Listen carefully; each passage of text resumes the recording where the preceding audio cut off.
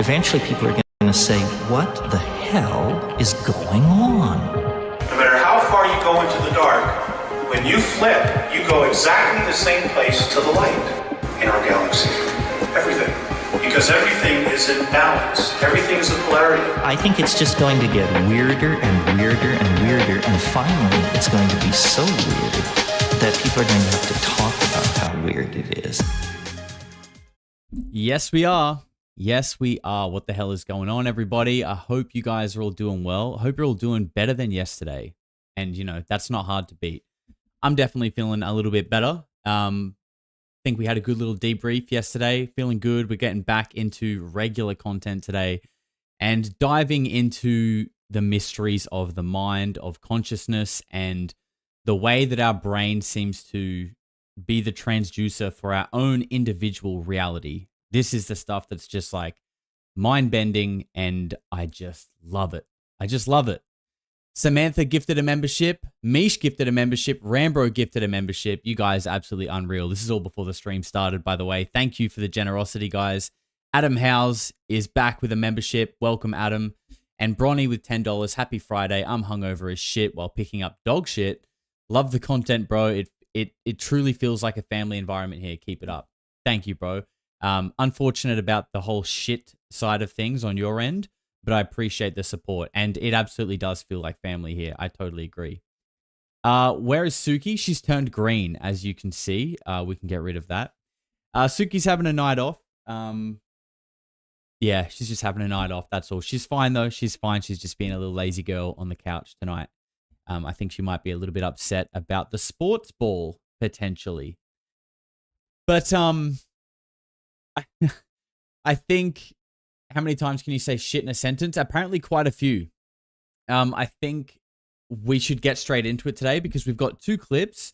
So we're going to, as you can tell from the thumbnail, we're going to be hearing from Itzhak Bentov and David Icke. So Itzhak Bentov is no longer alive. I did look a little bit of reading about him before this, and you know, really interesting guy, actually. I didn't know a lot about him prior to this, but this guy... It seems like it's his research that was kind of fundamental to what the Gateway program started researching in the 1970s with Hal Puthoff's. Like, this guy seems like he really laid out the framework for exploring consciousness and really kind of laid out a map for it rather than just theories. So really interesting stuff we're going to hear from him. We're going to be watching him first.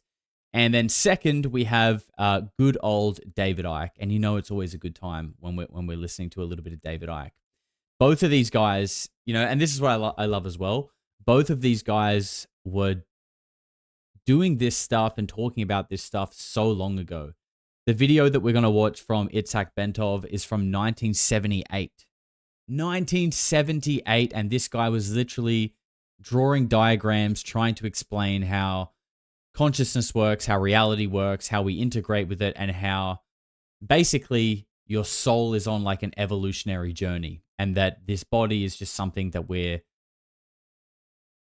that is our host temporarily before we move on to the next one. Really, really interesting stuff. Rob's gifted a membership. Rob Stewart, you legend. So has Daria, and so has Dan. My gosh, you guys are unreal. Thank you very much, and whoever got them, make sure you use your manners and say thank you. I think let's get straight into the first video. Like I said, these are about 20 minutes each, but we'll stop off along the way. So this is, we'll go to Itzhak Bentov first, and I'm just going to skip the start because there's a bit of weird music. Good morning and welcome to New Heaven, New Earth. Last year, we did a program with Itzhak Bentov, a Boston-based researcher into the relationship between consciousness and the cosmos, and based upon a book which he wrote called Stalking the Wild Pendulum. This book has since become somewhat of a bestseller among people who are interested in the relationship between consciousness and the cosmos, and we wanted to, once again, get an opportunity this morning to speak with Mr. Bentov. Ben Bentov is a wonderful, loving, kind man, brave, courteous, true, all the other kind things you can say. Now, if you guys want to talk about hair, I mean, this guy is rocking like the Haihachi from Tekken, And he makes it look good too. Like, he makes it look good. The interesting thing about him is that he has, over the years, conducted research into consciousness. The subtitle of his book is The Mechanics of Consciousness, and what we want to try to talk about today is one aspect of it, and that is the evolution of consciousness. Ben, there's probably no theory that has had more impact on Western thinking than the theory of evolution that Darwin came up with in the mid-19th century. And ever since then, all of our thought has been along the ideas that somehow we have evolved as human beings to being who we are today. The question I want to ask you is, where do you see us now in that evolutionary development?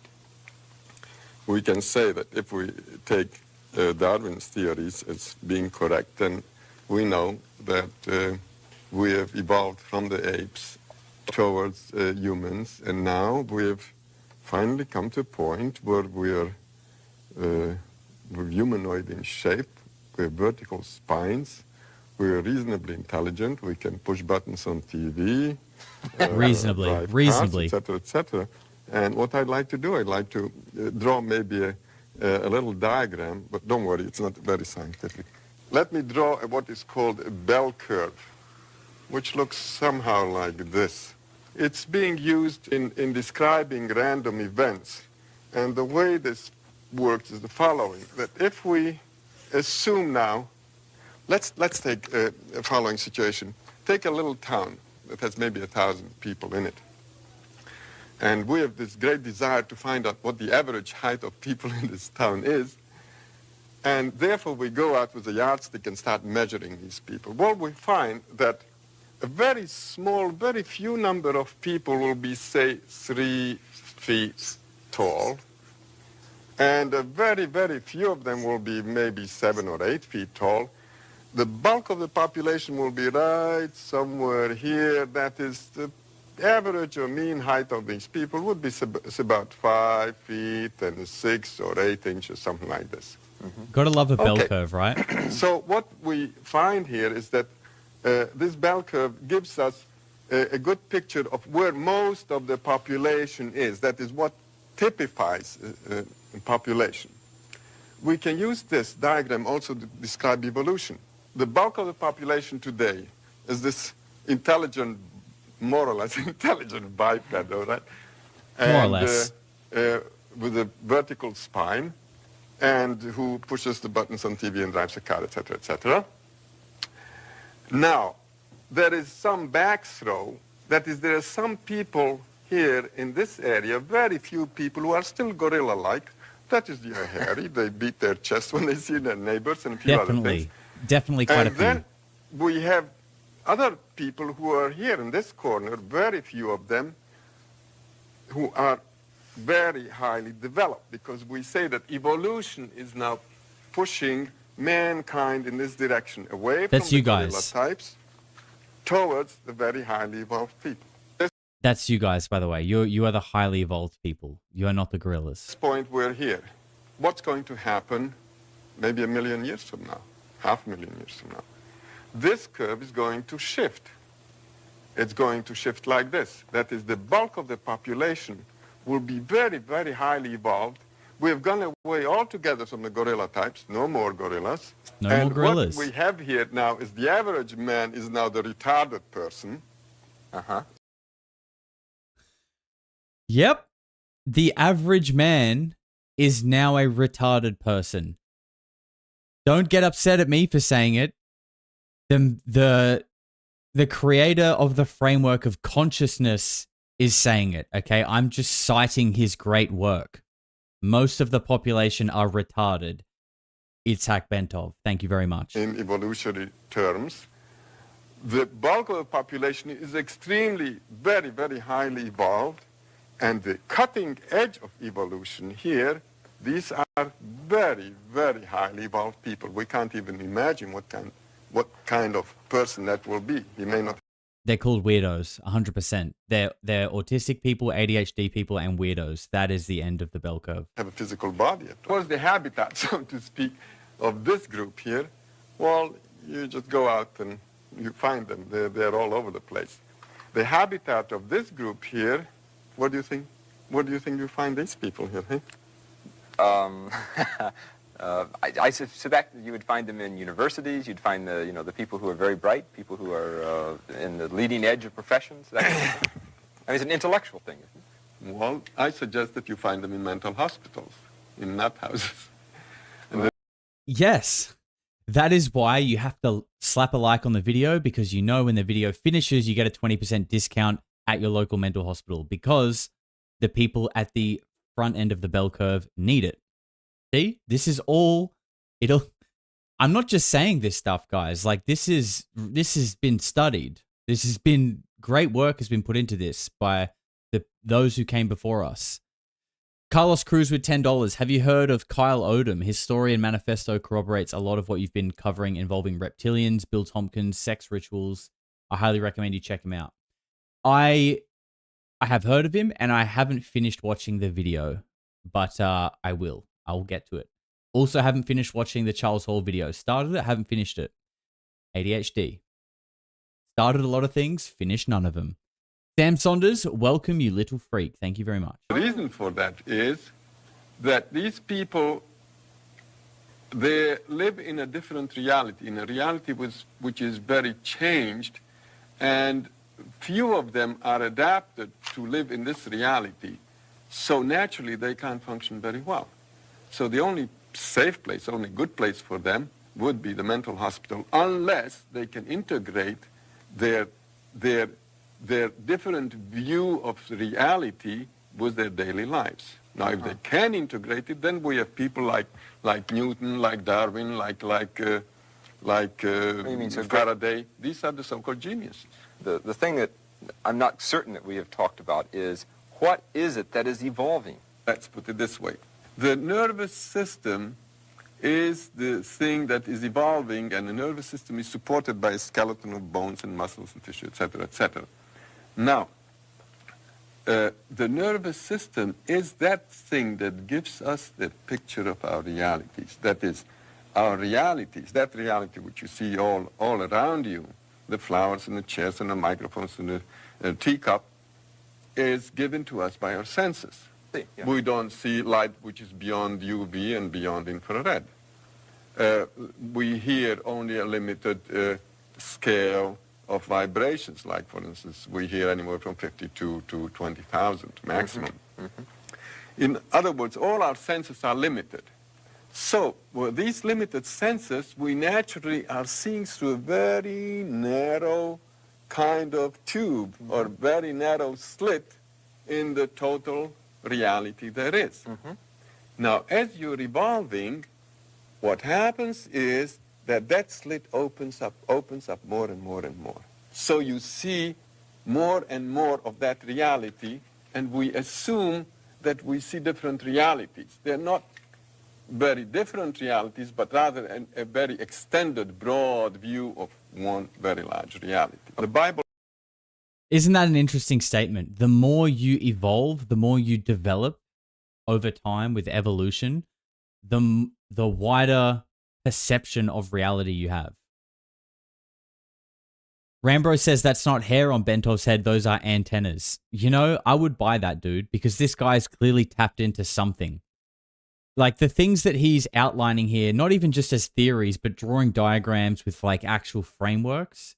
And this is like nearly 50 years ago. Wait, is it more? 80, 90, 10? Yeah, about 50 years ago. Almost. It's absolutely wild. And, you know, like, because it makes sense. You know, we know that we can only hear within a certain frequency range. Like when you go too high or too low, we can't hear it.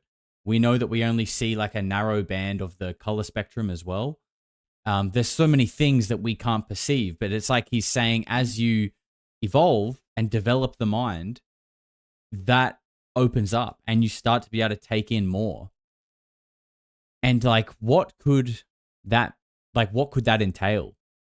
It could literally be like the difference between, like he said, being like a Neanderthal like ape versus someone who is like interacting with other dimensions and perceiving things non-locally. Sorry, I just got a weird thing come through my headphones. All right, let's keep going. Mentions maybe 4 to 6 colors maximum. Yeah. That is what people saw just a bare maybe 4,000 years ago. Nowadays, we see hundreds and thousands of colors. That is, our visual system has evolved. Our fellow mammals, like cows and horses, see only black and white. There you go. So this is one example of the evolution of the nervous system. The senses are an extension of our nervous system. Our eyes, our ears, etc., are an extension of our brain, so to speak. Okay, so now, before you I love how much he smiles too. Like, this guy has a genuine passion and it just radiates, and it's just like a pleasure to watch and listen to him. were talking about the people who were the mutants, either being in the mental hospitals or being geniuses. These are people who have expanded perception, and hence they can see a reality which ordinary people at this stage of evolution are not able to see. Correct. What is the nature of that reality which they're able to see? Well, that is classified as a non-physical reality sometimes. We can take an example, say, well, let's take a simple example. A family sitting at dinner table, and say there's a kid, maybe 15 years old, 16 years old, and he looks up and suddenly he says to his mother, "Hey, Ma, look at, there's our dead grandmother is standing in the corner there." Oh. Mother looks around and says, "No, there's no grandmother there." And she says, "Well, kiddo, there's something wrong with you. You need help." You're crazy. So you're crazy. So she takes him off to the friendly neighborhood psychiatrist, and same thing happens. The psychiatrist will ask him, "Well, kiddo, what do you see?" "Well, you'll see, well, don't you see, doctor, over there in the corner, don't you see this person standing there?" Well, the psychiatrist turns around, "No, there's no such thing." Well, and then psychiatrist says, "Oh, young fella, you're in troubles," and then he writes out a little prescription for a little Thorazine or electroshock or whatever, and pretty soon, in a matter of 2 weeks, kid is back in shape, very normal. No longer sees the No longer sees anything. Yeah. I know I'm not alone when I say this, because it's not like a, it's not like a groundbreaking theory, but it's something that I think needs to be probably talked about a little bit more.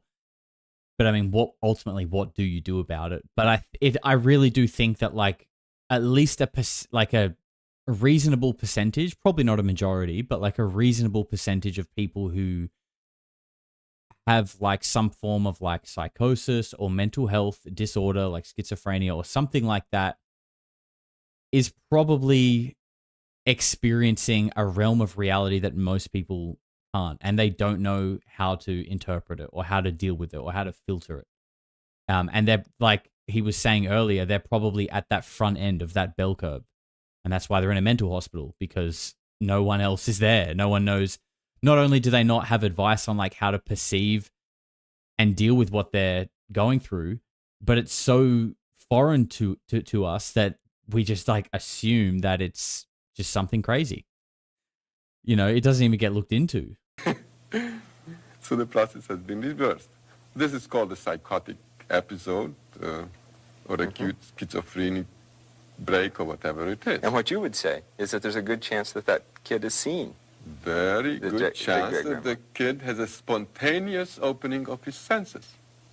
So that the evolution has been rushed up or hurried up? Yeah. Now, this actually happens. There are techniques to do this. But the Eastern people, the yogis, have developed systems to do this, to push the nervous system rapidly. But it happens very often spontaneously without someone trying to do anything about it. And it just happens. And then, naturally, in the olden days, these kinds of things used to be called miracles. And nowadays, there's no more miracles. Well, let's take this.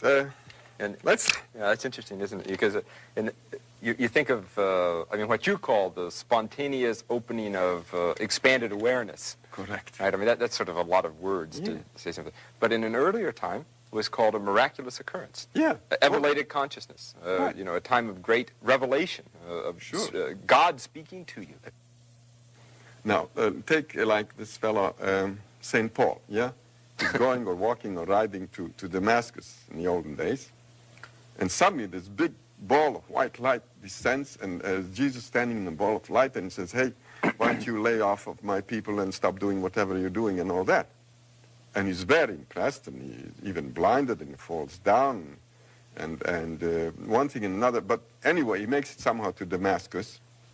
And there he starts a big campaign, and he talks about his experience and the big public relations thing, and he got the thing going. He got the church built, and the Judeo-Christian ethic came out of this, and bingo, and all the things that, that go with this. So we've got something. Yeah. Now, suppose the same thing would happen, and this fellow, so it's St. Paul, say, is driving down on Route 128, yeah? Driving down.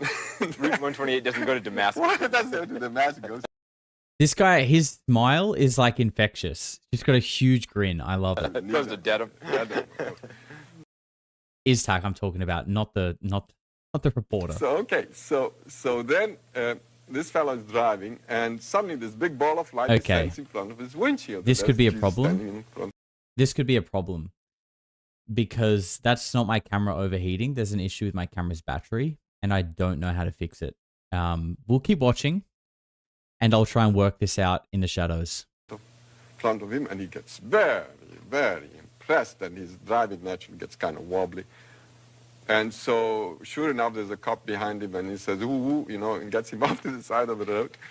And he says, sir, may I have your license and registration and all that? And this fellow is so impressed, and he keeps babbling something about Jesus and all that. And the cop says, well, you must be driving under the influence, right? So he arrests him and takes him in the station. Then what happens is that he comes to the station, and then they tell him, well, he still is under the influence, you see. So they call an ambulance and send him off to the mental hospital. So now the reception desk, they interview him, a very short interview, and the guy puts down in the logbook that the fellow came in with an acute psychotic or schizophrenic episode with religious overtones. That's it. And this is what we did to the miracle.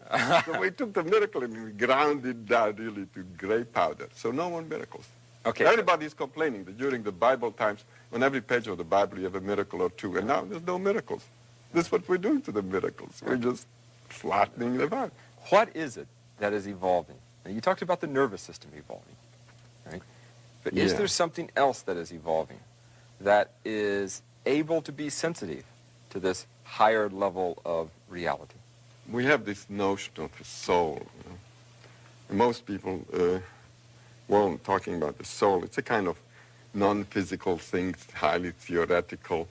And so when you go to church, you take this soul out of the closet and polish it up a little bit, and then you go to church and you are one with your soul. Then you come back and put it back in the closet till next week.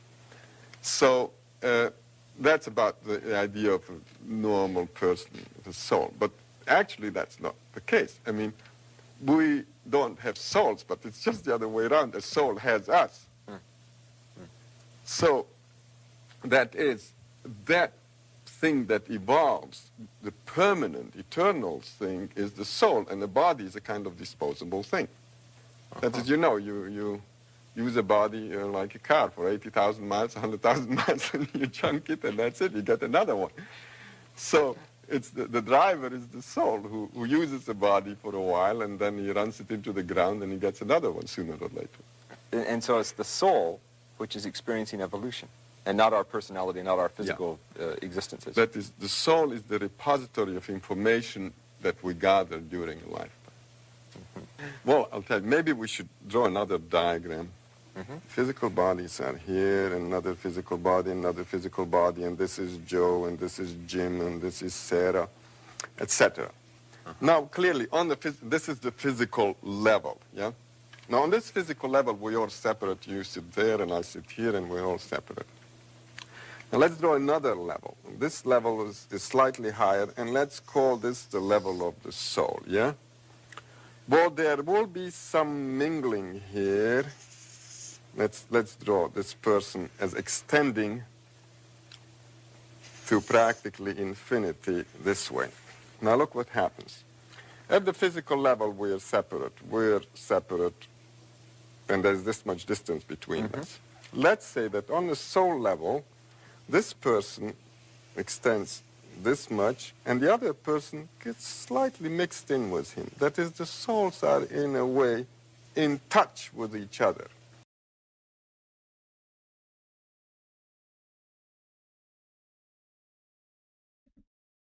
Okay, sorry. Bad news. There's going to be no camera the rest of the stream. Because all the batteries are dead, and yeah, I don't know what happened. For some reason the camera stopped charging. It's usually on power, and because of that, all the batteries are dead because I never use them. So disappointing because I was really looking forward to this stream with you guys, but it'll probably just be kind of like a radio stream from me anyway. But we'll keep watching because this part here with the diagram is really, really cool. Okay, they overlap, these two lines. Now let's go now to a higher level, and let's call this, say, the level of the higher self, which is kind of a boss of that soul. There, what we find is that this fellow's higher self extends this much, and the other fellow's extends this much. There is more overlap between them. Right. On the very highest level, which is the high spiritual level, we are basically overlapping completely. Everybody is overlapping everybody else. In other words, everything and everyone is everywhere. In other words, we've become omnipresent. This is a state of highly spiritual perfected beings, or gods, you may call them. Okay? Okay, and so that we exist on all of those simultaneously. On all of those simultaneously, So then, but we're not aware of that. In your view, then, if when we see each other as separate entities, that's only seen on one plane of reality. Correct. And so whether we like it or not, we're all evolving towards godhood. But, you know, it takes eons, so don't hold your breath. Is that the purpose of evolution? Naturally. Because at that point, you start understanding how the system works. And one of the good things about this system is that the system wants to teach you about itself. What does It's it a want good to teach you? system. Yeah? Yeah. What does it want to teach you? Well, if you are omnipresent and you're all-knowing, that is the state which the system wants you to be in. Because the system is an intelligence or information-gathering system. And it's also freely distributing that information. In your view, Yeah. we all started off somewhere a long time ago in which there was sort of undifferentiated matter, which slowly, millions and millions and millions of eons, evolved until a very complex organism that we now call a human being. And it has a nervous system which we at this particular point in time understand as being sensitive to certain levels of reality through our eyes, our ears, our nose, other sensory perception. And that's sort of what we call material, ordinary reality that enables us to drive cars and do our work every day. However, there is an evolutionary movement that will continue to push us beyond where we are today. And the thing which is going to be pushed is our soul, and that at some point we will have these experiences of elevated consciousness in which higher realities are not only seen but lived, and ultimately we come into perfection. Whether we like it or not. Yeah? Can we speed that up by doing anything? Yeah. Well, you use the meditative techniques which push the nervous system a lot faster than the normal evolutionary rate. Those techniques are available, but you don't need to do anything. It's going to happen anyway. It's going to happen. I love that. And by the way, we're back, obviously. Suki's camera came to the rescue. Shout out to whoever suggested that. Paris has gifted 5 memberships, and Misha's gifted a membership too. Thank you very much, guys. Gifting while I was literally gone. Thank you very much. I appreciate that. Very frustrating because I really was AFK during the best part of that presentation. But I love him. I love it how he talks about that, you know, this evolutionary process of the soul becoming closer to a sort of non-local, closer to source, essentially, is happening whether you like it or not. So, like, you don't even need to worry about it. Like, it's just happening. That's what we're here for. And, sorry, let me fix this. And that, where was I going with that? And that it's like, it's happening anyway. And I think in times where, it can, things can be a little bit like, people get worried, people freak out about what's going on, what's going to happen to the world, what's going to happen to us. I also kind of find comfort in the fact that in some way, we're sort of like whatever's going to happen is going to happen, good or bad. Like to think that it's good, but that, you don't need to worry yourself with that. You know what I mean? Like whatever's going to happen is going to happen. So you may as well just enjoy the present moment. And I feel like that was a really nice way to finish off that presentation. And interesting as well that he said that you can speed up that process yourself if you want to with meditation. But whether you do the meditation or not, it's going to happen anyway over time. What a view. It's a very big, bright view. And a nice big smile to finish. So that was that one. And what I'm going to do is before we get into David Icke, I'm just going to jump over here because we're going to have the same issue. And here we go. Oh, this is quite big actually. Why is that so big? I don't know. But that'll do. Look, you guys can even see yourself in the bottom corner. Well, okay. All right. Now this screen is good. Let's jump back over here. All right. So next up, we have a classic 20 minutes from David Icke as well. This is from a speech that was probably more closer to 12 hours. And this was basically titled, "What is Reality?" And David Icke always has a great way of breaking things down. New camera, Josh? No, my normal camera just had a battery issue, which is not normal. But Suki's camera came to the rescue. Lucky she had the night off, right? Lucky she had the night off.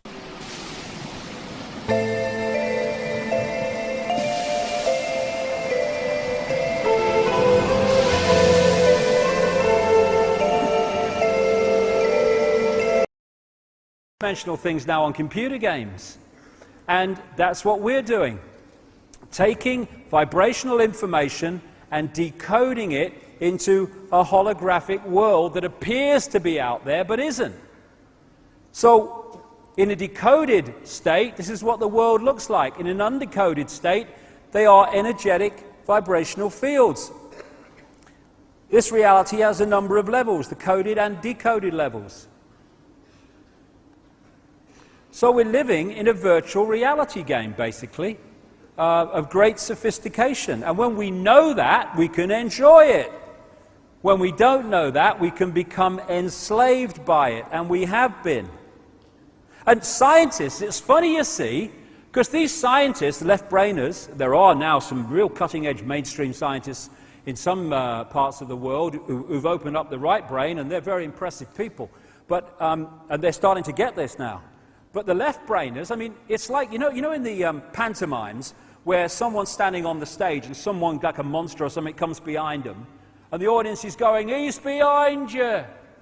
And they turn round, and the other person turns round with them, and they're going, there's nobody there. He's behind. It's like that with science, because they're trying to work out these realities, but of course, as they're trying to work it out, their brain is decoding it into a holographic, apparently solid world.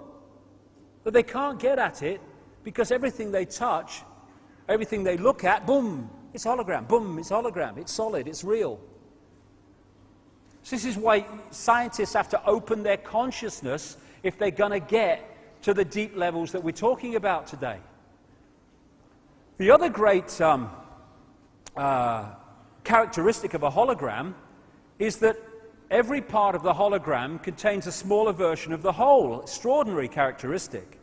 So if you cut a holographic print, those wavy frequency fields, the interference pattern, into 4, and you fire a laser at the 4 pieces, you don't get a quarter-size part of the whole picture, you get a quarter-size version of the whole picture. Everything is a smaller version of the whole. And that is why this works, and what it's based on, if people started to realize it.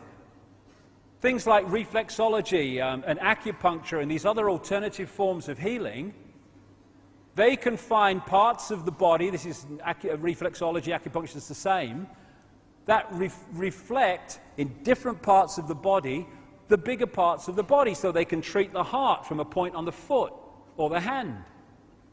different parts of the ear. You can treat different parts of the body from a point on the ear. Of course you can. It has to be like that because the body is a hologram, and so the ear is a smaller version of the whole in the way it works. Isn't this like sort of how Chinese medicine works? I could be totally wrong here, but like in Chinese medicine, they will treat your foot by like pressing on your hands in like certain ways and stuff like that. Or am I way off in thinking that? And if I am, can someone correct me and try and tell me what I'm actually thinking about? We have this thing, this line that people say, oh, everything's as above, so below. Yes, because it's a hologram. So, this is why the human energy field is mirrored by the Earth's energy field, because it's a hologram, and every part of the whole, at all the different levels, is a smaller version of the whole. What's going on, Christina? Welcome. What we're living in is a holographic internet, as I call it. If you look at what we call the internet, which we use on our computers, the only place the internet exists in the form that we perceive the internet, websites and graphics and colors and texts, is on the computer screen. It's the only place it exists in that form.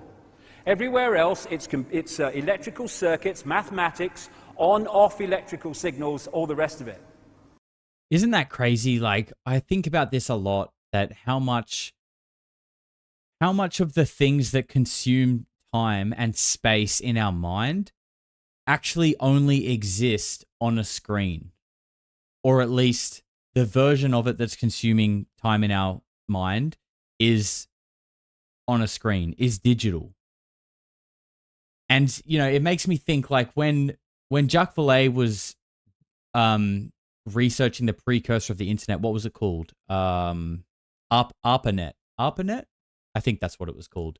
When he was researching that, you know, he was looking into like a neural, like a digital sort of neural extension of the mind.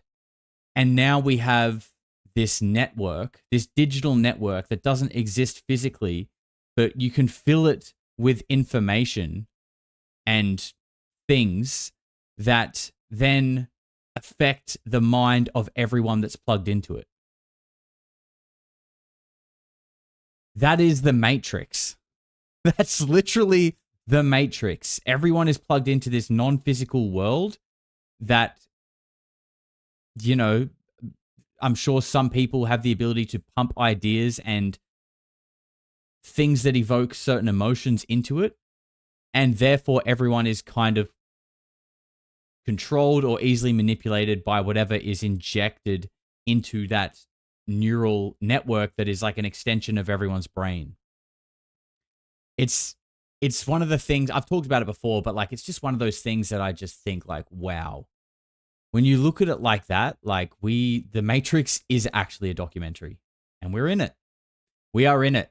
Rachel Rivera, $50, Rachel, you beautiful human being. Thank you very much. That's a huge super chat. And she says, get a new camera.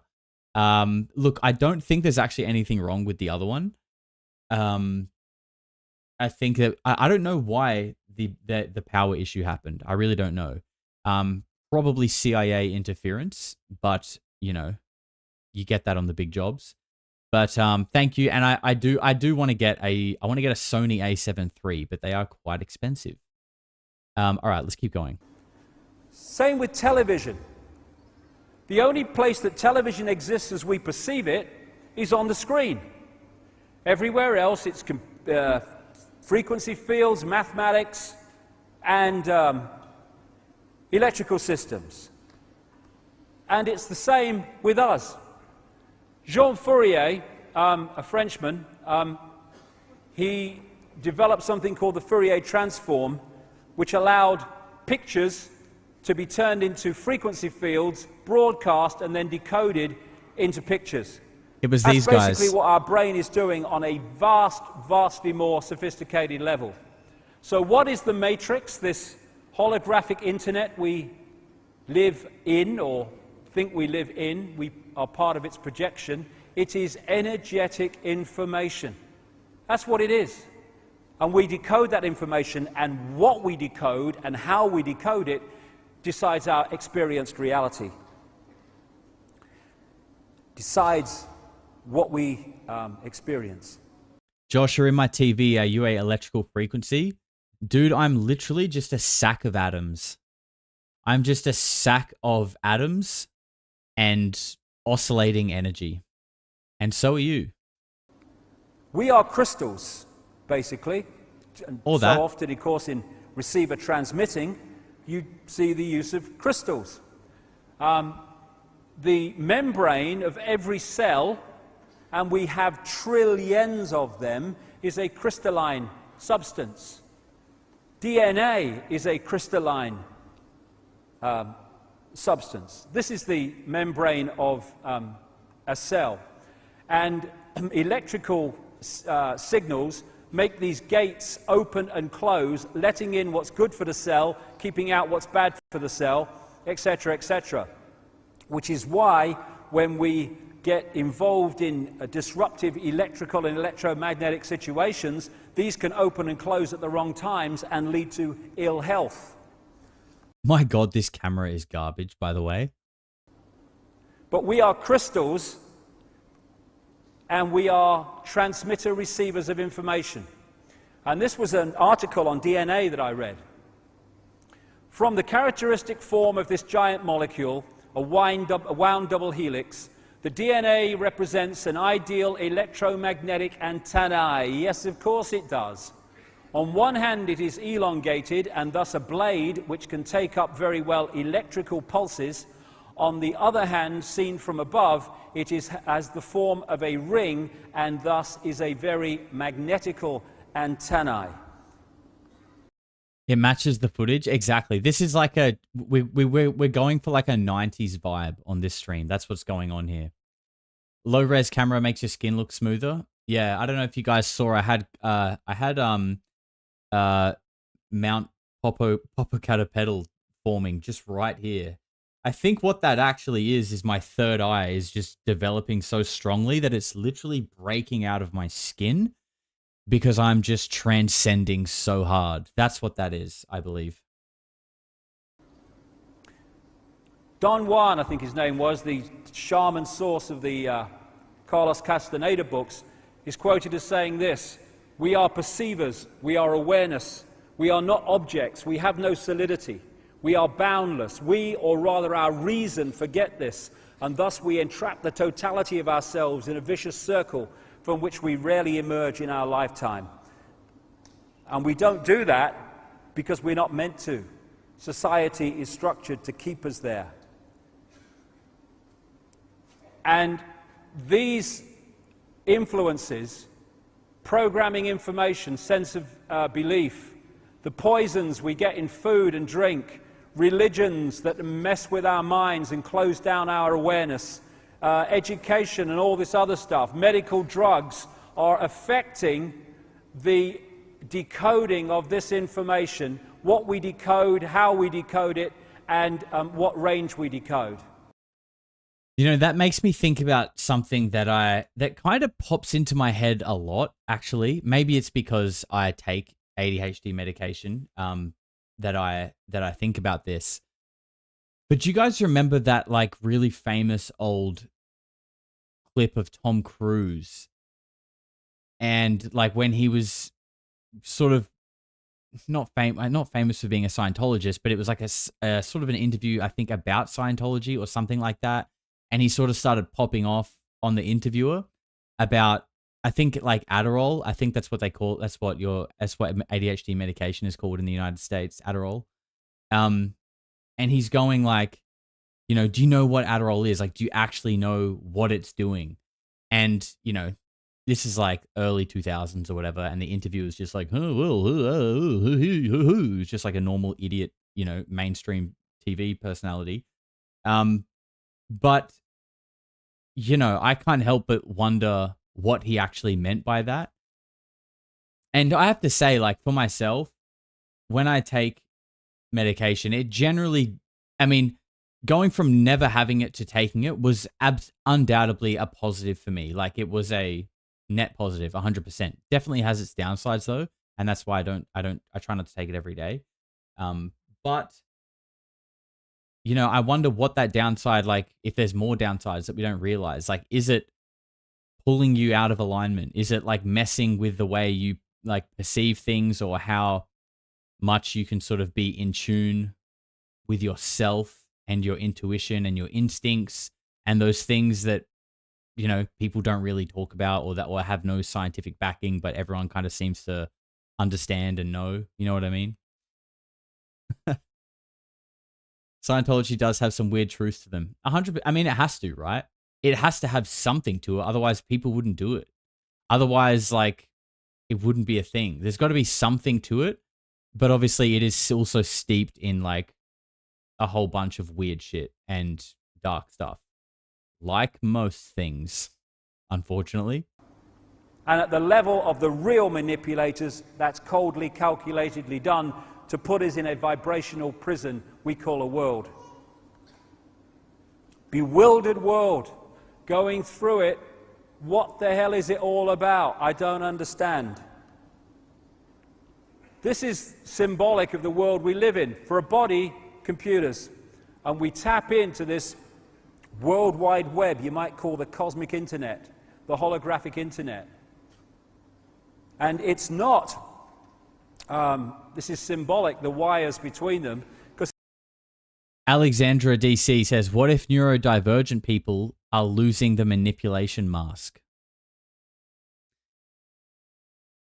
You know, I saw something the other day that said, you know, it was like people with like autism and ADHD, or even just people who in school like were constantly daydreaming and just like couldn't pay attention, were like part of some, you know, a new sort of wave of people that are just like not as susceptible to the matrix or whatever you want to call it, like not as susceptible to the programming, and that like we can feel that like when you're trying to program us, we're like the indoctrination, like it's repelling. It repels us. We're like, it just doesn't work with us.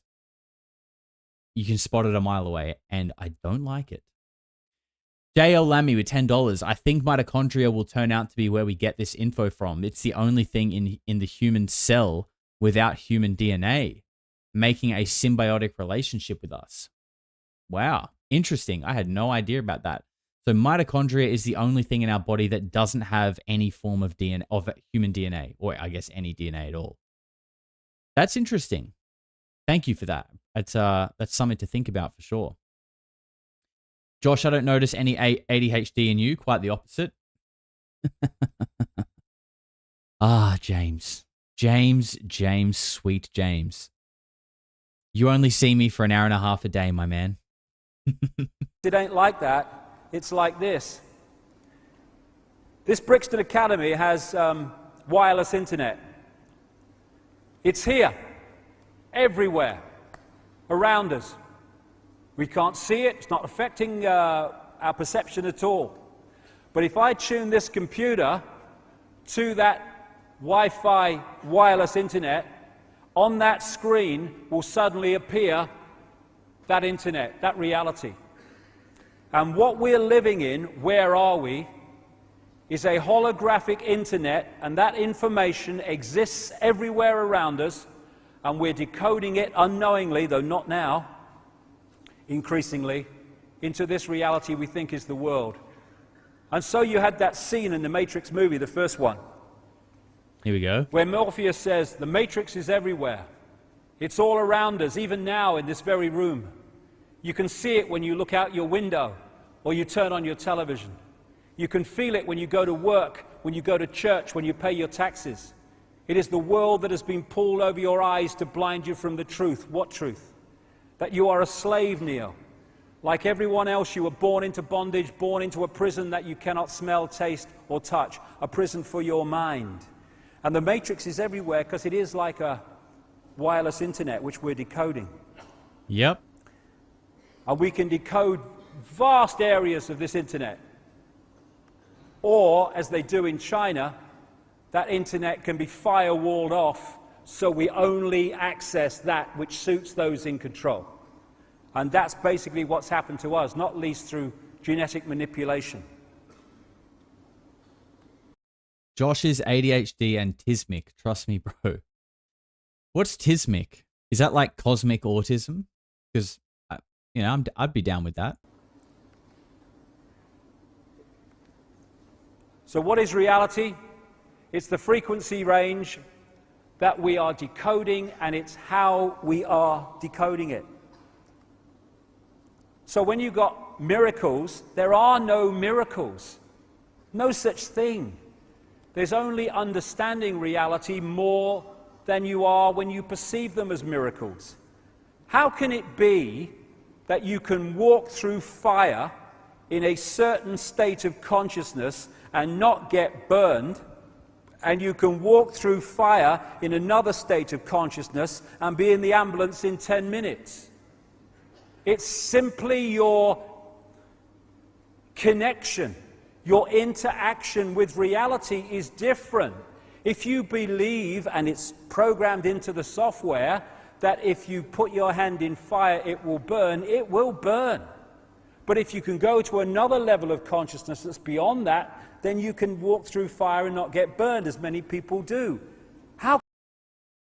Ben, I think he's kind of talking about, when he says that, I think of, you see those like monks that walk across hot coals and they seem to be able to do it without issue. Like I don't know if there are other examples, but what is that? Like that is a thing. So what actually is that? That's not a miracle.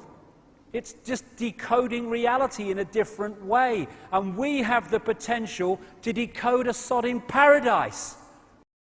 I'm not going to try that. Yeah, don't try this at home. Don't go put your hands in the toaster because you think you can, you can bend reality. Just maybe take baby steps first. Keep your hands out the toaster. Don't mess with extreme heats or extreme colds. Just baby steps. Which is why this has been kept from us. In the Matrix movie, there is no spoon. It is not the spoon that bends, it is only yourself, exactly. I saw this. Where there is love, there is pain. Bollocks. Bollocks. Only if you believe there is. We are looking at a world of people imprisoned by their own perception of reality. There they are. Lots of people in the chat enjoy their toast in the bath, keep their toaster in the bathroom. Fantastic, guys. Remember, if you like the video, if you slap a like on the video, 20% off at your local mental health institute, and I would recommend that for those of you taking baths near your toaster. Absolutely. There they could be. As William Blake said, if the doors of perception were cleansed, everything would appear to man and woman as it is, infinite. I think, therefore I am, said Descartes. I compute, therefore I am, on a body consciousness level. I am, therefore I am, in terms of infinite consciousness. That's who we are. What's your name? Everything you can ever think of.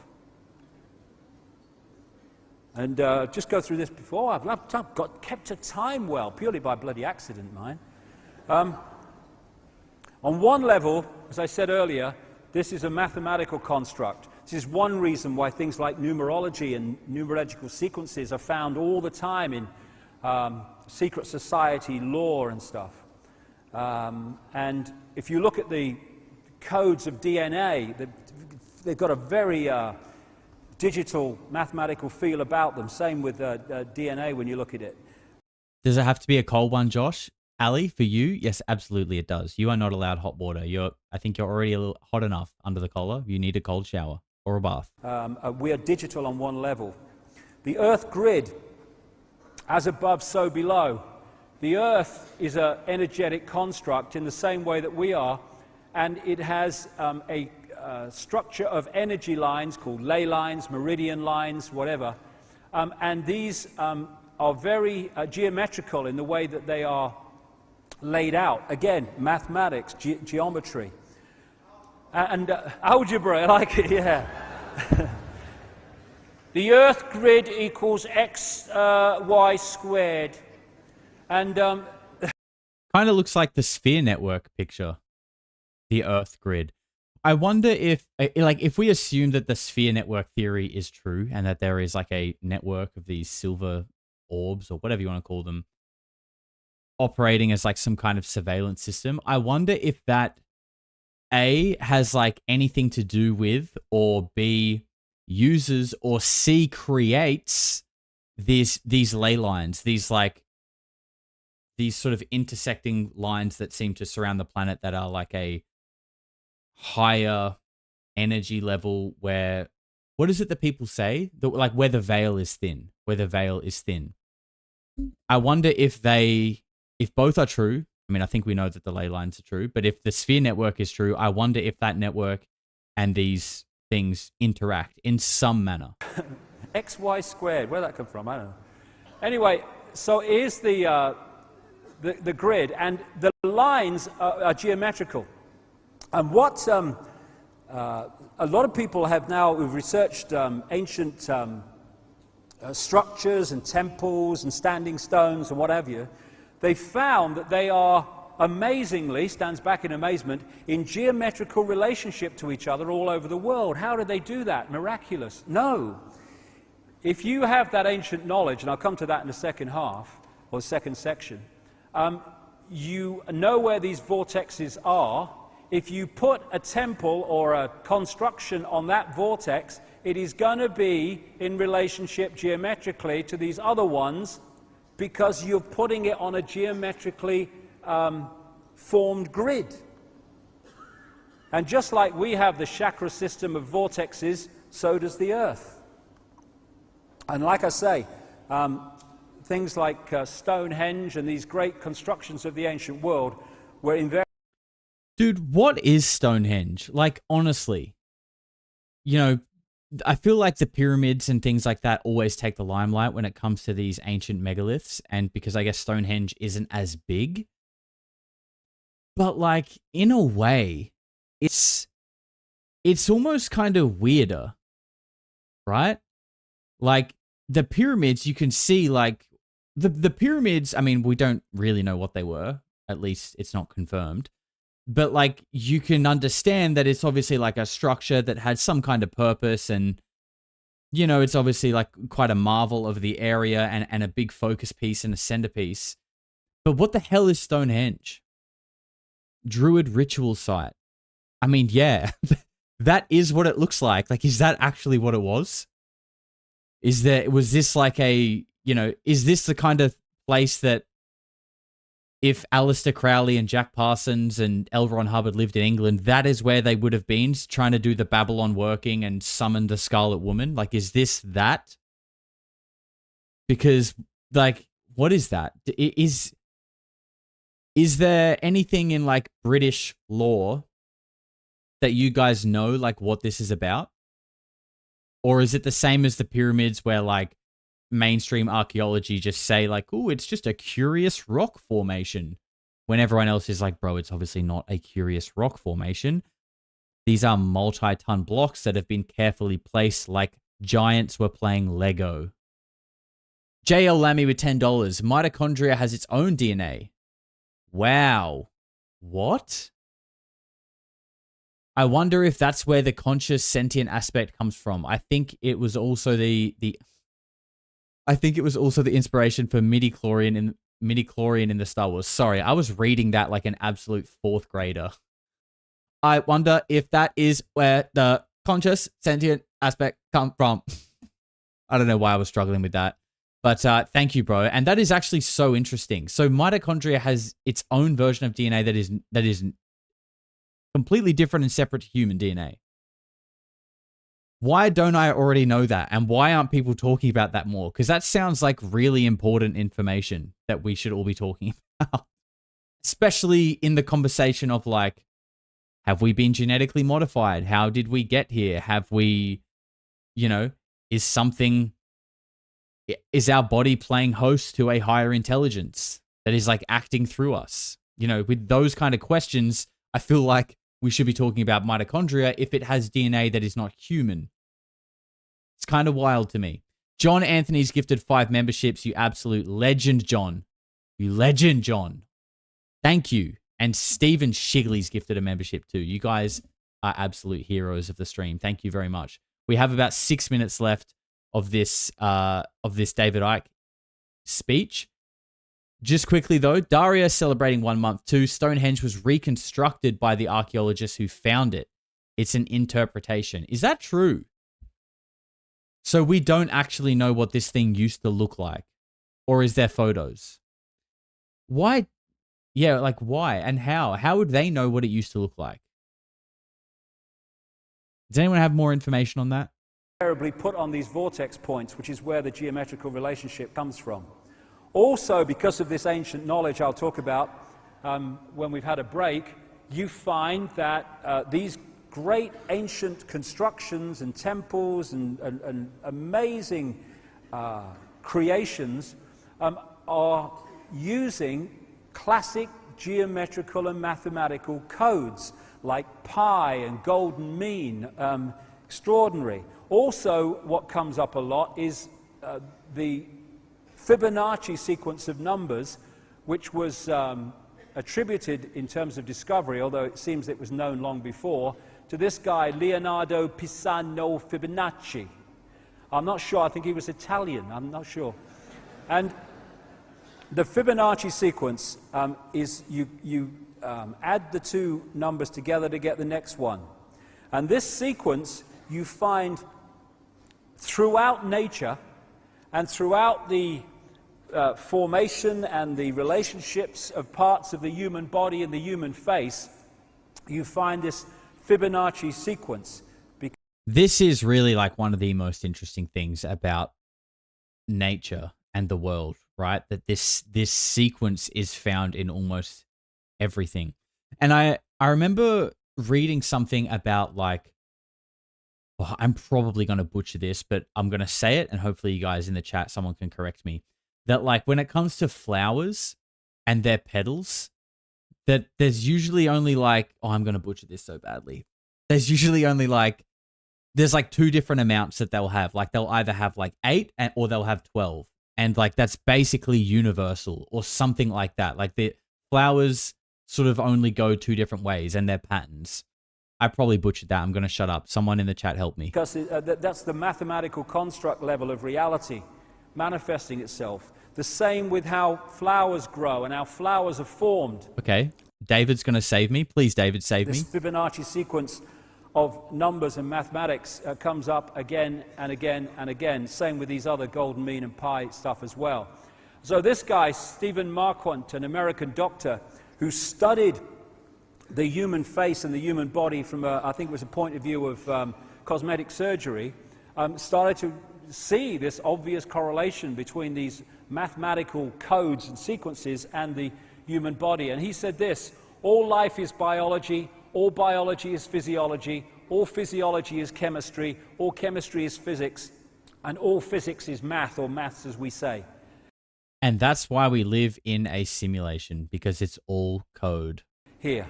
And he might have added, and all maths is energy, because that's the next level of it. We live in a almost a mechanical construct on one level as it plays out, and through things like money and other things the manipulators have introduced and controlled, they're controlling the way or influencing the way this construct operates and turning us into robots and parts of the machine when we are infinite consciousness. It's the same with astrology. When we're born at a certain time, we pick up energetic vibrational fields that are around at that time that are affected by the relationship of the planets of that time, the sun at that time. And they can influence us because this affects our body consciousness auric field, and as we go through the sequences through our lives, as the planets move, we are going to be affected by them in a different way to someone born at another time in the cycle who will carry a different vibrational field and therefore interact with the planets in a different way. And These forces, these same forces, are what hold planets in the positions they're in. And when those forces change or move, so do the planets. So, as we finish this first section, what is reality? Whatever we believe it is. And Boom. Put that on a t-shirt. Put that on a t-shirt. What is reality? Whatever we believe it is. I want to learn more about the power of belief and go deeper on that topic, but it's such a vague and sort of indistinct and hard to prove idea that, there's nothing really solid on it other than the fact that, well, at least from what I've been able to find, other than it just being a universal law in a way, it just is. That just seems to be the way that it is. And more than that, given what we're going to talk about in the second section, whatever we are told to believe it is. This is the foundation of the conspiracy. And I've started with this because from that, as we move through the day, the way society is structured and the way that the whole system that we experience every day works starts to make dramatically more sense once we realize what we're dealing with, and also have the knowledge that those in the shadows, not the bushes and people like that, the ones with the real power, they understand all this, and they've structured society with that knowledge to control us through this knowledge. So the world is not controlled by men in dark suits sitting around a table. It's massively influenced by them because they're playing out this conspiracy. They're not the origins of it. This is where a lot of conspiracy researchers go so far and stop. They think this is it. It's the Bilderberg Group. It's the Council on Foreign Relations. It's the Freemasons. No. This is one level of it being played out. Behind that are the shadow people, the human shadow people, who operate behind the scenes, who control those people who are apparently in power and appear on the news and sign the legislation, but the real power's here. He's talking about Baal, by the way.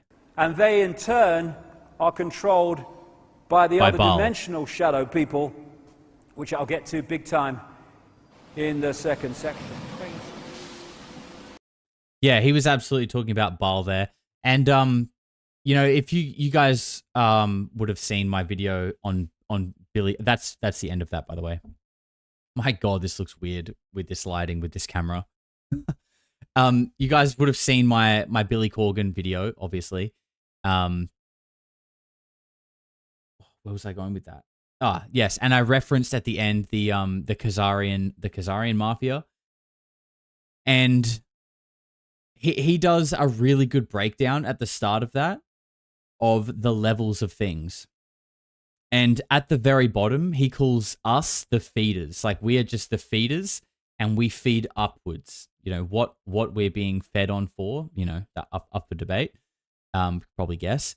But, and then you've got the rung above us, which is governments, military, whatever.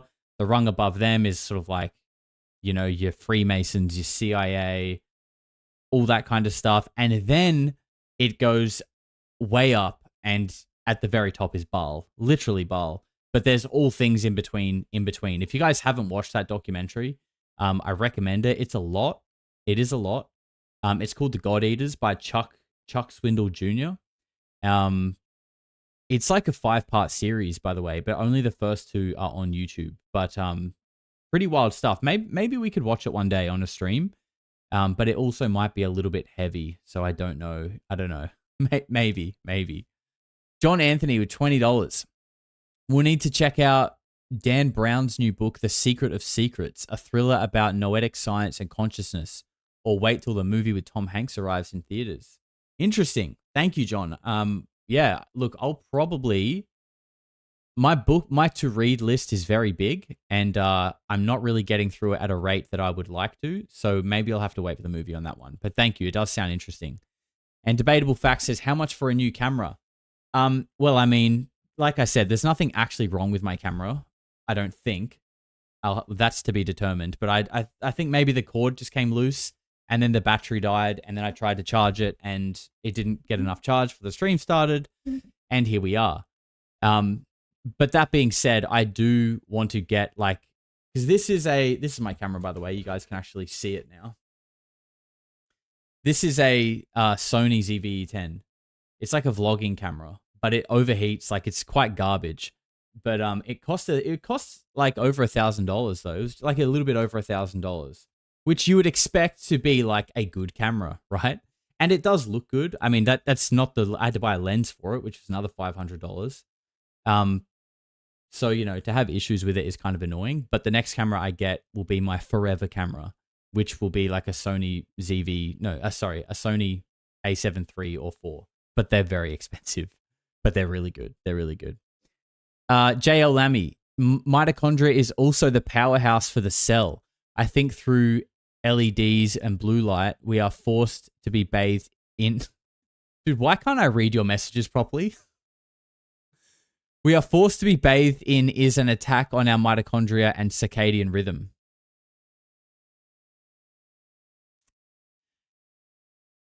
I think blue light definitely does mess with us. Yes, 100%. I think that's why you see a lot of people repping those like blue glasses, or they've got you made a few errors. Don't worry, bro. I'm also retarded, so it's probably me too. Though you see people with those glasses that are like red or blue. Maybe I need to get one of those, but I would feel weird streaming to you guys with sunglasses on. Like, I just feel like that's kind of weird, you know, like, well, I don't know. I would feel like I'm the Blues Brothers or some shit. A little bit cringy. I don't know. There was a few things that came up in that stream. Farmer Norm says, shit, man, get a real video camera. Bro, this is a real video camera. This is a good camera. Like this actually is a good camera. It just has issues with it. And it's got a good lens as well. That is like you could take like high quality video on that for sure. There were a few things that came up in that stream that I kind of wanted to talk about more. We kind of touched on like the ADHD medication thing, which is something it would be fun to kind of go into with you guys, because I'm sure there's many of you here who also take a similar medication or think you need to.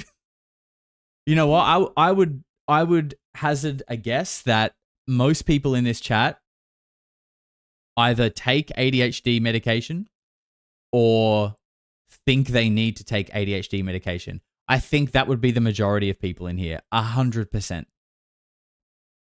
100%. Josh in Caveman Voice, this is good camera. Camera's good. It does camera good, bro. Me like good quality. I mean, look at this camera. This is horrendous. This is actually horrendous. I will never. This is the only live stream you're ever going to see me like this, by the way.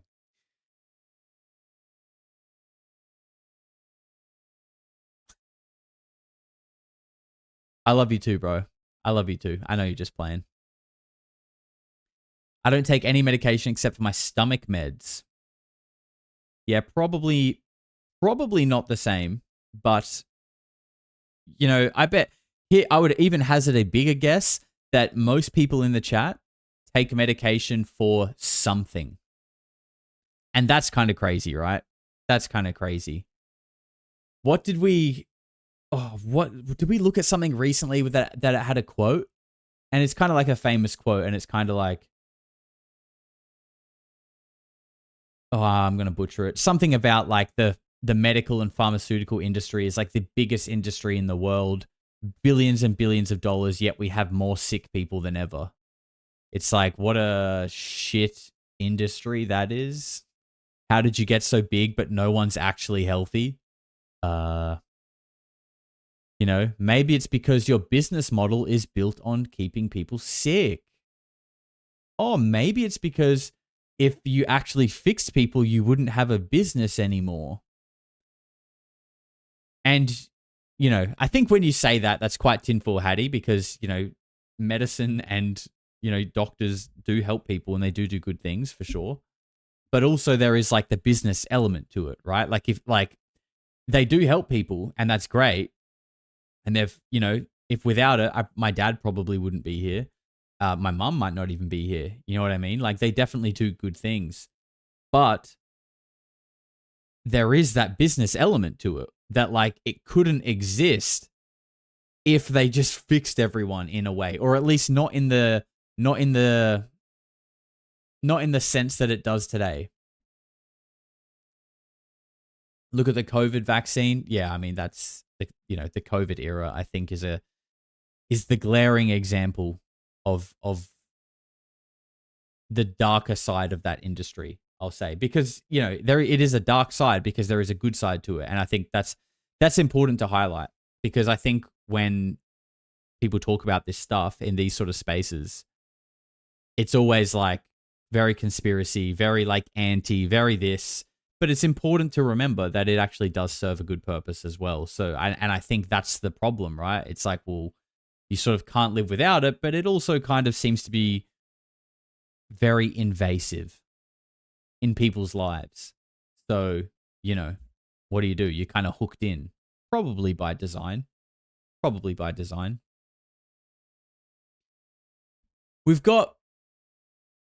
We can hang around for another 15 minutes. Let me just put this over here and let's just hang out for a little bit. Adam Houses smoking weed every day. Very good, sir. Very good. I'm not sure how good that actually is for you, but you know what? Life's short, bro. If it makes you feel good, go ahead. Go ahead.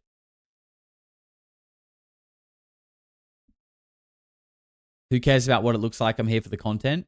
I appreciate that, bro, but me, actually, I care what it looks like. I mean, to be honest, like, look, this camera's not the well, yeah, it's not the worst. It's not far off being the worst, though. It's pretty bad.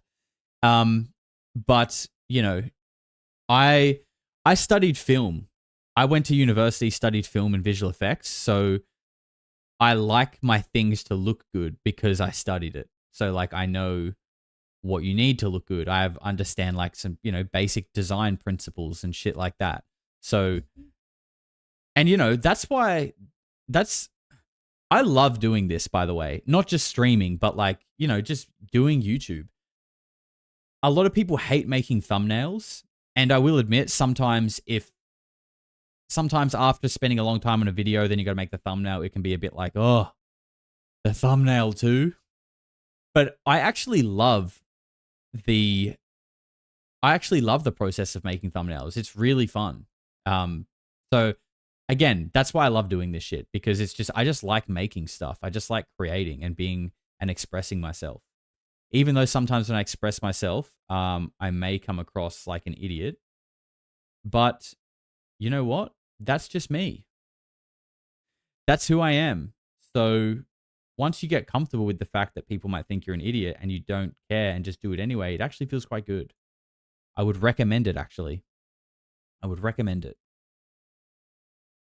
Josh, if your content becomes uninteresting, I'm out, mate. What your stream looks like doesn't matter to me. Well, look, I think most people would probably be out if my content became uninteresting. Generally, people only stick around when it is interesting. So I will endeavor to keep it interesting, not just for you, but for everyone. But the reality is, I don't like make my content with that in mind, to be honest. I literally just like cover things that I personally find interesting. And that's why I feel so lucky to do this, because like I literally just look at stuff that I'm like, this is sick. And then there's like 500 of you guys here that are all like, this is sick. And it's just like, yeah, this is sick. We all like it. It's so good. Like, it's not like I'm trying to work out like what is going to get all these clicks, or what does my audience want? I'm literally just like, okay, what do I like? This looks cool. And then everyone else is like, yep, I like that too. Perfect. We're all on the same wavelength. I love it. And we absolutely are. John's gifted a membership. Thank you very much, John. You legend. I really do think that like this channel and the community, especially with the Discord as well, which I think contributes to that a lot. We, in a sense, are like on our own wavelength, I believe, in a way. You know what I mean? Like there is a vibe in the live chat all the time. You know, obviously sometimes it's busier than others, but like there's always like the same kind of energy in there. When you look, well, like in Discord, especially in the members section, there's just like a type of energy and the way people communicate with each other.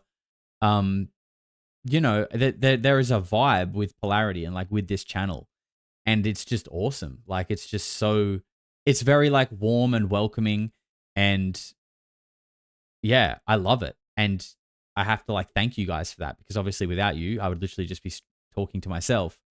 So yeah, thank you guys for helping me create this, because it has really begun to blossom into like what I, like how I envisioned it to be.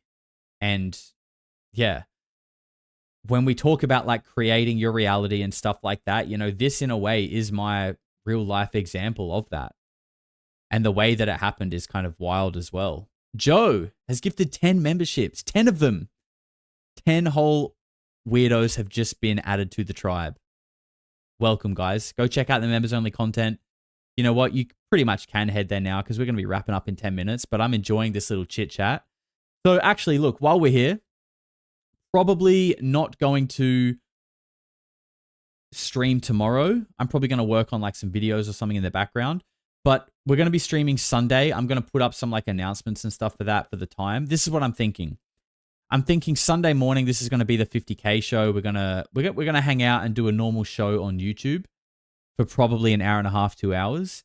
And then we're going to go straight over to Twitch, because on Twitch, there's no pressure for me to be like keeping the show rolling. You know, like we can kind of hang out like this and it doesn't really matter.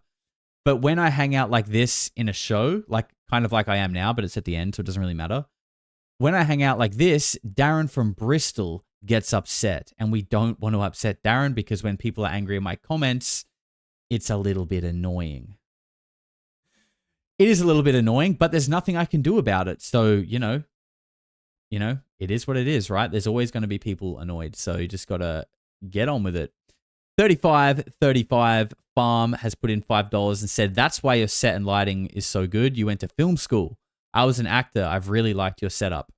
Thank you very much. Yes. Yep. Learned about lighting, learned about camera positioning, learned about visual effects, colors, all that kind of stuff. And I'm glad I did. You know, it's weird, right? You know, I didn't go to film school to learn how to be a YouTuber, right? I went to film school because I knew that I liked being creative, and I knew that I was I'm an internet child, right? So I was using the computer and technology as like second nature to me, but I also knew that I wanted to be creative as well. That's why I went, and then majored in like visual effects, set my sights on getting a job at this visual effects company, got the job. Big company, by the way. Yep, Brain Dead Bradley. He's always in the comments too. They're all there. Got the job at the company. Worked on Mortal Kombat 2, which is going to be coming out in like a month, by the way. And you should see my name in the credits. Yep, you will see my full name in the credits for Mortal Kombat 2. Worked on the whole project. And then got fired. Not really fired. I got made redundant. There was like a big company restructure. A whole bunch of people got let go. Very sudden. And this was about, I reckon I'd done 3 or 4 Weird Week episodes. And it was, and you know, there was like that they were getting like 1,000 views after a week. I was getting like 1,000 views or like 2,000 views. And I was like, fuck yeah, like this is, you know, this is cool. People seem to be vibing it. And I was thinking like, you know, what could I do if I had more time? Because it was stretching me thin, like working full time. I had a girlfriend at the time as well, trying to put out 1 video per week. That was stretching me so much. And I was like, man, what could I do if I had more time? I could really put something into this. Literally like a day or 2 later, got made redundant, which was quite a shock. I'd never been made redundant before. And I remember sitting there and they were telling me that I was basically fired. And, you know, they're looking at me like, you know, like expecting me to break down in tears, like most people probably do. And I will admit, like, I could feel like this physical sensation of shock. Like, it's kind of hard to explain the feeling, but like I could feel it because I was like, oh my gosh, like I'm getting fired. Like, what the hell? This is so weird and random. Like, it's kind of shocking. But before they would even finish speaking, in my head, I was like, bro, this is it. Like, go home and go start doing YouTube with everything you've got. And I had about like 250 subscribers at the time. And I had about, I don't know, maybe like 10 grand in the bank. And I just thought, okay, I'm going to live off this 10 grand for like probably last me about 6 months of like rent and just living. And if I'm not at least like close to matching my income, then I'll have to get another job. And yeah, here we are. Here we are. Crazy. The best thing that ever happened to me. The best thing that ever happened to me. But you know, I think it's important to notice that like, and I'm not saying this as like trying to big myself up here, but like a lot of people understandably would have been like, oh my God, it's 2 weeks before Christmas, by the way. Like, oh my God, you know, my dream job gone. You know, it would have been very easy to feel like that. And if I didn't have YouTube, I might have. But I don't know. I just immediately saw the silver lining and just saw it as an opportunity. And if you guys go back on my channel, there is a video called like the vlog I never expected to make from around December. And I made that video literally when I got home from being fired. That video is me speaking like probably an hour or two after being fired. And I have never watched it back. Maybe we can watch it back one day. But I like from memory, I was pretty sad. Like I was sad but excited. And yeah, I will say like I've worked really hard. Like I've basically, you know, I have days off sometimes, but even when I have days off, I still do something, you know, like I'm planning or I, you know, work on a thumbnail or whatever. But yeah, I work more than I used to now, but it's different, right? Like I love doing it. It's awesome. Definitely feel blessed. And again, it's all thanks to you guys for coming along on the journey with me. And Sunday was celebrating 50K. Insane. Bronny with $5. Josh, we need to all have a Polarity family meetup one day that would rule. Ryan from Chicago, dog shit picker-upper. Ryan, I would love to come pick up dog shit with you, bro. I really would. I'm planning to be in the States next year. Not going to Chicago, but you know, maybe we can come. Maybe we can go pick up dog shit in Texas or something. You know, if you want to come down to Texas, we can definitely pick up dog shit together, dude. Daria with $5. I emailed you examples of my art. Check them out and get back to me, please. Thank you very much, Daria. I will get to my admin probably tomorrow. Yeah, so, you know, I said I love this. Don't really enjoy the admin. Don't really enjoy emails and stuff like that. But, you know, it's part of the gig. You have to do it. If I take a few days to reply, excuse me. Samantha with $5. What if when Earth energy generators on the ley lines blew it, melted some shiz, turned to sand in the deserts, killed the dinos? Am I weird? Crazy? Probably yes. I would say, considering the fact that you're here in this chat, on this channel, yes. And, you know, but also that doesn't mean you're wrong. In fact, I would say it means you're probably onto something, Samantha. Thank you very much. 3535 says, your story describes a setup by the universe to serve all these listeners in real time with the knowledge we need to have right now. Thank you. That's really kind. And, you know, I have to say that, like, when I started doing this, I felt like a motivation that was like nothing I'd ever felt before. And it, like, this might sound silly and almost cliche, but it was like physical. Like, the energy that I had for it was like, I was just pumped up no matter what.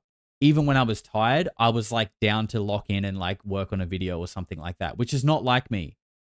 Obviously, as someone with ADHD, if I'm not very interested in something, I'm just straight up not doing it, bro. Like my emails. You know what I mean? I'm not interested. Not in what you have to say, but I'm just not interested in my emails or like just admin-y stuff. You know, I had to get, so I had a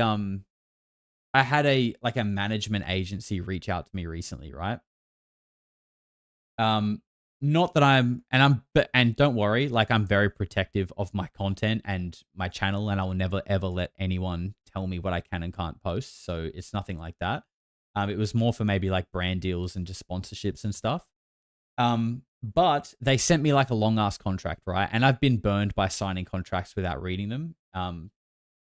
Here's another thing to add to the story is like a year ago, a year ago, I was in like 20 grand debt. Like I had 20 grand owing. That's all sorted now. Basically, once this channel got up and running, the savings that I had, I just paid it off and kind of started fresh. But that was due to not reading contracts, right? And this company sent me a contract, and I hate it that much that I nearly signed it again without reading it. But I gave it to someone who enjoys reading legal documents, and they helped me out, thankfully. And I haven't signed it because they highlighted a few things that are worth querying, and I did that. So who knows? I might still, but it's for nothing major. It's really just for like partnering with brands that want to sponsor the channel, which would be helpful. But I also wouldn't work with a brand that I didn't actually like. Like I wouldn't advertise something weird that didn't like fit me or like this vibe. You know what I mean? Oh, well, I guess Josh will eventually watch Jesse Michaels' recent interview sooner or later. It was very interesting. Seems like you've assumed that I haven't watched it. I'm not sure why you would do that. I have. I just haven't finished it because ADHD, like we said. We start many things and we finish them all at different times. That's just the way things go around here. Stay true to yourself, man. Rob, I plan to, bro. I plan to. You know, like, look, we'll wrap this up. To kind of put a bow on everything that I just said about getting here today to 50K and where it came from and how it happened. This sort of started. Yes, I would love to have a. Sorry. John, I would love to have a Manscaped sponsorship. Manscaped is actually the only brand that I have actually reached out to. But this was ages ago. I just thought, you know what, I'll have a go. They said they weren't looking for anyone just yet, but I would love to work with Manscaped, 100%. I would do live ads and give the nose a little trim, 100%. That would be a cool brand to work with. What I wanted to say though is I think like part of my success so far on YouTube is because I've just followed my intuition with like the topics that I cover, the things that I've done, and basically like any crucial decisions. I feel like, I know it kind of sounds silly, but have like come to me in like little moments that feel like downloads or just like following what feels right to me.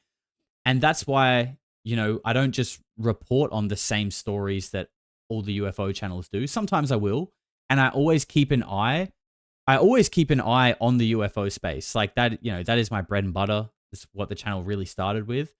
But I'm not going to just cover everything. I will cover things when I feel like it's significant and actually, is worth talking about. But, if you want updates on everything that happens, there's plenty of channels that do that. I like to just follow the little weird things that interest me. And, it seems like you guys are down for all that kind of stuff as well. And like I said, I'm super grateful for that. And it's not going anywhere. It's not stopping. It's only going to get bigger and better. So 50K on Sunday, I'll probably put up a post on X, Discord, and Instagram and YouTube just to give you guys times sort of around the world when that's going to be. We're going to go on Twitch after to just hang out and chat like this because I just love doing that kind of stuff, to be honest. But guys, thanks for hanging out tonight. Sorry it was a little botched. The camera will be fixed for next time. Be good, be kind, and I'll see you then. Take care. Eventually people are going to say, what the hell is going on? No matter how far you go into the dark, when you flip, you go exactly the same place to the light in our galaxy. Everything. Because everything is in balance. Everything is a polarity. I think it's just going to get weirder and weirder and weirder, and finally it's going to be so weird that people are going to have to talk about how weird it is.